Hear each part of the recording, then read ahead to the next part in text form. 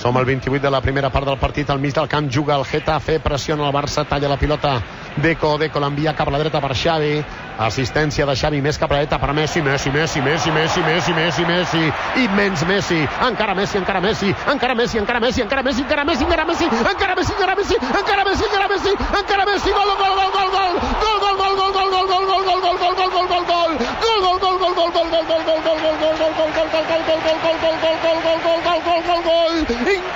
increïble, no m'ho puc imaginar, no m'ho podia imaginar, no ho he vist mai això, no ho he vist mai, increïble quina jugada,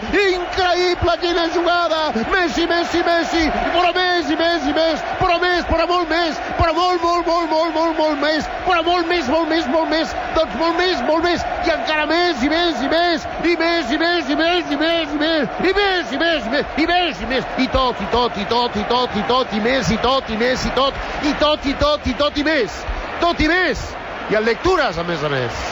Increïble! Espectacular! Increïble! El que li faltava a Messi perquè el comparin amb Maradona, perquè aquest gol s'assembla al del Mundial del 86. Espectacular!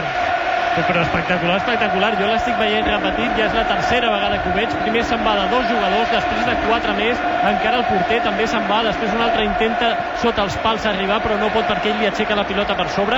Tot això ho fa en 12 segons, arrenca a camp del Barça i realment, com dieu, s'assembla moltíssim al gol de Maradona al Mundial. 4 jugadors de mig camp, el porter, un defensa sense angle, xuta a porteria, rep la pilota a camp propi, es treu 2 homes de sobre, creua 50 metres, creua una pilota sobre la raya de fons gairebé sense angle, un gol de número 1 mundial de tots els temps, o sigui, no un gol d'un nen que promet, un gol de Maradona, un gol de Maradona. És que comença amb 2 túnels, o sigui, això no ho va fer Maradona.